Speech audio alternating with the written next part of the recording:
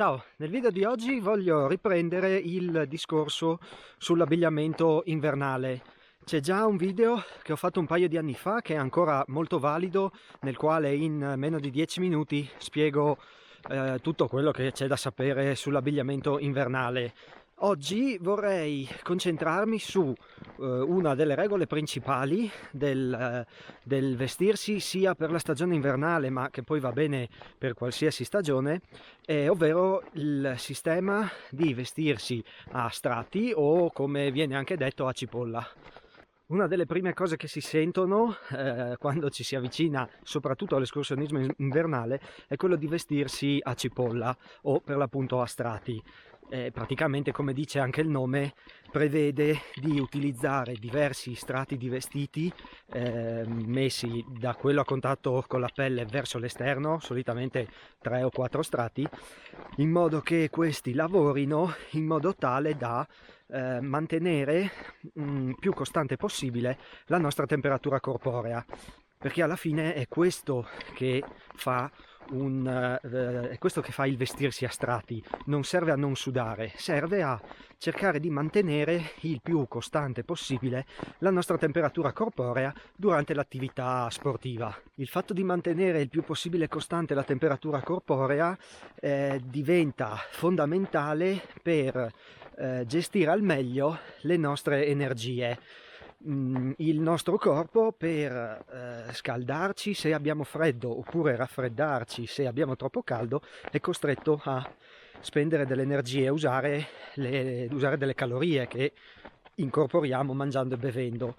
Ecco che se noi durante un'escursione partiamo che abbiamo freddo, ci vestiamo tanto, poi iniziamo a sudare, ci svestiamo, torniamo ad avere freddo, ci rivestiamo, il nostro corpo deve continuamente bruciare energia.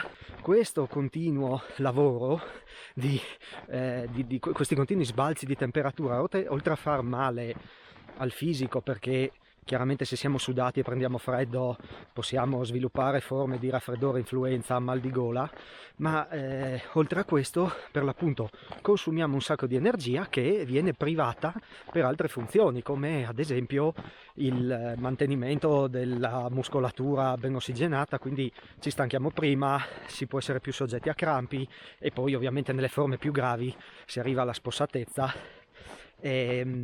Quindi è un sistema per evitare tutti questi inconvenienti e per anche fare meno fatica, è riuscire a termoregolarsi in maniera ottimale, cercando di mantenere il più costante possibile la propria temperatura corporea durante tutta l'attività. Quindi, facendo un rapido ripasso, il vestito a strati tipico dell'escursionismo, ma ripeto, è una regola che si può applicare in moltissimi altri sport, sia d'estate che d'inverno. Ma diciamo, primo strato solitamente serve a mantenerci asciutti, per cui deve portare il sudore dalla pelle verso l'esterno. Ci usano delle canottiere o comunque un intimo, si chiama intimo termico, può essere in tessuto sintetico o in lana merinos, l'uno vale l'altro, funzionano bene entrambi.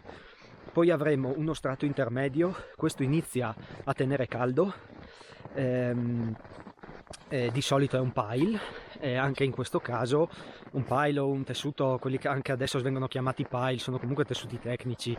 Questo layer serve per l'appunto, inizia a tenere caldo, ma anche questo deve essere in grado di comunque portare all'esterno il sudore. Poi abbiamo lo strato esterno che serve a proteggerci dalle intemperie, quindi deve essere in grado di tenere l'aria e di proteggerci dalla pioggia. E inoltre anche questo strato serve a trattenere il calore. Può essere suddiviso in due, perché si può utilizzare un piumino assieme ad un guscio, quindi abbiamo il piumino che protegge, che trattiene il caldo e protegge in parte dall'aria, e poi abbiamo il guscio di un materiale impermeabile, solitamente Gore-Tex o altri materiali simili, che è un'ulteriore barriera contro il vento, contro l'aria, ed anche una barriera contro la pioggia o la neve. Questi due, piumino più guscio, possono essere condensati in un unico capo, ad esempio, che può essere una giacca a vento.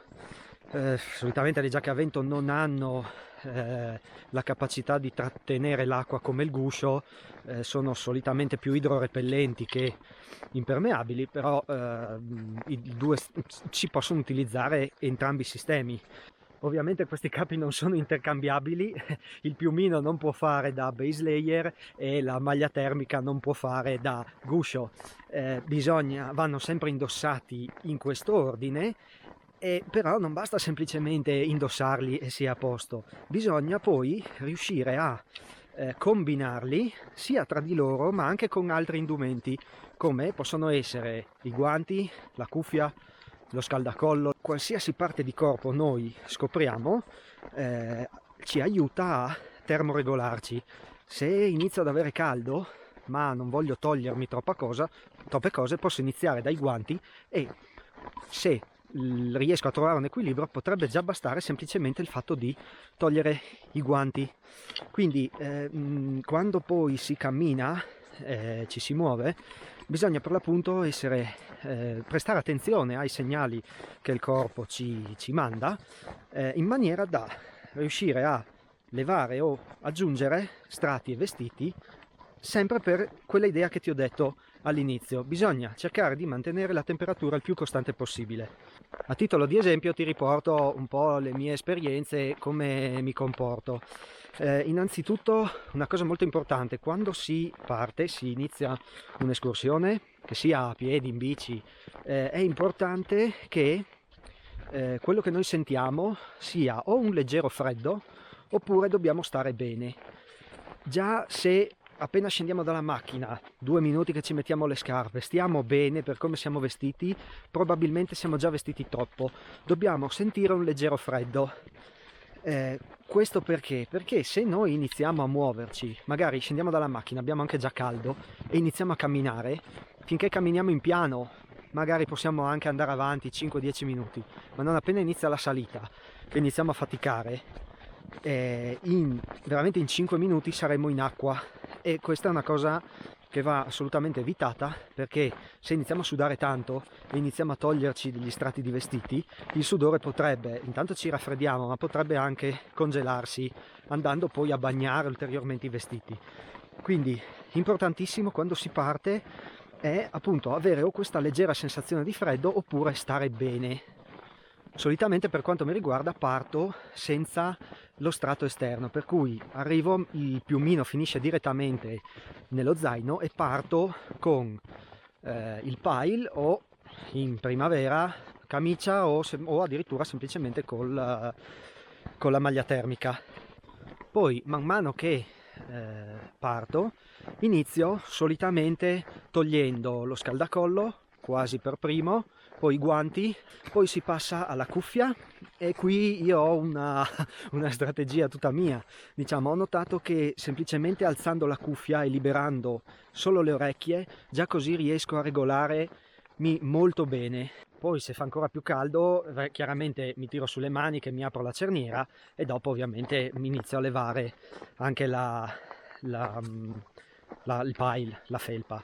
Se mi devo fermare, dipende da quanto mi fermo. Se mi fermo per uno spuntino, quindi diciamo 5, massimo 10 minuti, mi rimetterò su la cuffia, i guanti e lo scaldacollo. Se invece la pausa è lunga, magari ad esempio pausa panino, allora ecco che in quel caso mi metto la giacca, e se è una giornata magari un po' calda dove ho sudato particolarmente, quindi soprattutto la schiena, se è molto bagnata, allora in quel caso mi cambio anche la maglia termica.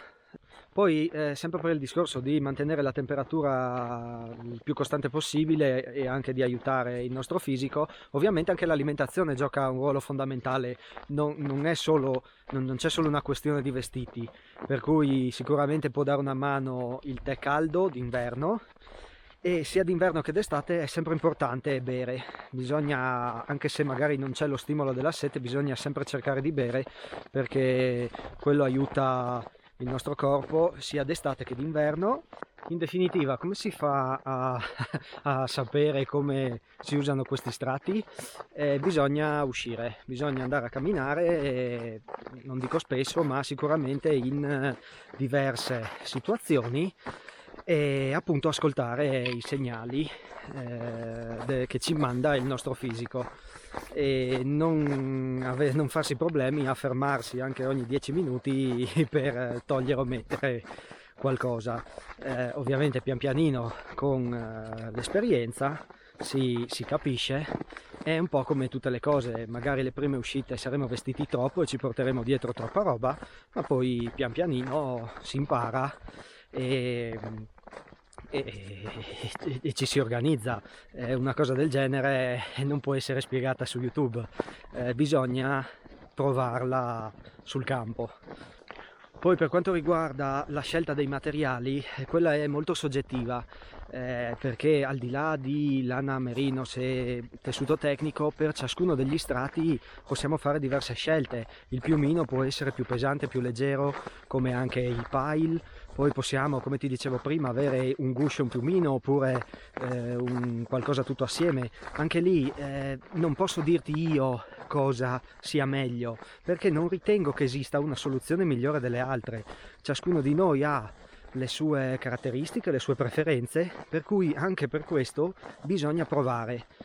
All'inizio magari si corre il rischio di comprare qualcosa di sbagliato, però insomma se si va magari anche nei negozi fisici, ci si fa consigliare, sì, ecco, probabilmente difficilmente si sbaglia, però vorrei veramente far capire questa cosa, che spesso anche io riporto opinioni personali che vanno bene per me, ma non è detto che poi vadano bene per tutti, quindi seguire, vedere video di questo tipo può essere molto d'aiuto per farsi un'idea, però poi alla fine la decisione deve essere personale di ciascuno di noi, quindi bisogna fidarsi, eventualmente poi per l'appunto uscire, fare delle prove, sbagliare, fare delle esperienze e poi migliorare.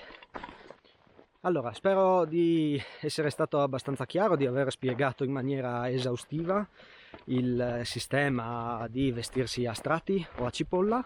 Se non ti è chiaro qualcosa, ti invito a farmi una domanda sotto in descrizione, e inoltre ti ricordo di nuovo che c'è già un video qui sul mio canale, che ti lascio sotto in descrizione, su come ci si veste per l'escursionismo invernale, e quindi insomma, se non l'hai visto ti consiglio di andare a vedere anche quello. Io ti ringrazio per avermi seguito e noi ci vediamo nel prossimo video. Ciao, a presto!